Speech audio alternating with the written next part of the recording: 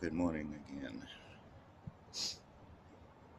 Okay, this little bit is a tough one, but a very good friend sent me a link to an organization that does democracy training. And in that, they go through the Constitution and their understanding of what it is and how it works. And I don't totally disagree. Anytime you learn about how these things work, that's a good thing. The challenge is interpreting a document and how the understanding you take away from the document. So this specifically was about in the Constitution is where corporations were created. So there's the first paper instance that says corporations exist. And the only way you can regulate something is to define it, right? You have to say what this is, and here's the rules around it. So to me, that was the instance of the creation of that word corporation and a small definition of the meaning, which basically means you're going to buy and sell goods and services using U.S. currency legally. So that paper authorized that corporation to exist, and all the papers, the laws written since then,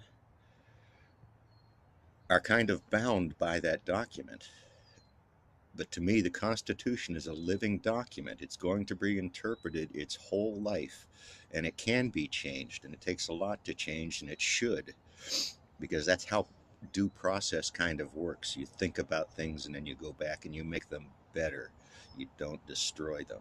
All right, maybe you do destroy them, but at least you talk about it first among all the parties and not just a few opinions. So that's how I read that constitutional part. It created corporations, it created boundaries and guidelines under what they can and can't do, and that has been interpreted by Congress and the courts over time. So this is a long game for these people because they know that we have a long time to go and a lot to do. So maybe their daddies thought of some of these things and knew that 10 years later this would pay back, because they can sit around and wait 10 years for a payback on something. We can't do that. We don't have that luxury. I live day to day, so go for it. So I wholeheartedly agree. Understanding the Constitution is important.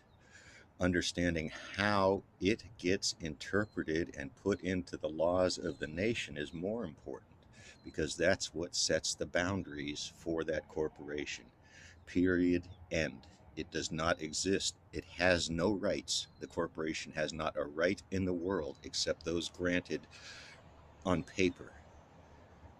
Yes, that's how it works. We know this. The only way to change this is to change the underlying papers that have been written against that Constitution, or to change the Constitution. So let's fix the paperwork because it's broken. We can kind of see that. And I'm saying this to all the kids out there because, frankly, all I'm doing is ranting on the internet.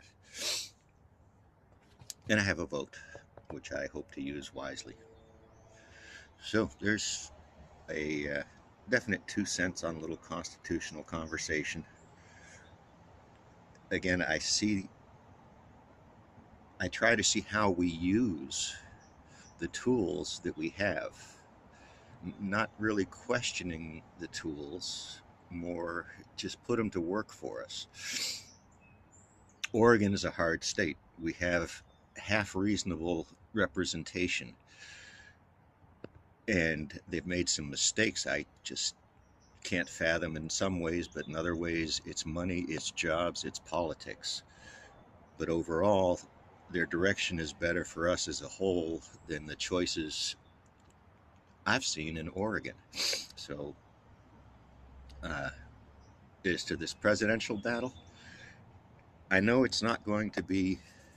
I can't vote for somebody that doesn't understand our planet. That is my bottom line. I hate to be a single issue voter. I hate to have a litmus test because that's not always fair. But I see that The conversations around whose God is correct and whose opinion about their God is correct is not moving us forward.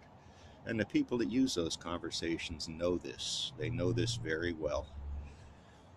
So, all right, another 6-minute rant. Is this healthy?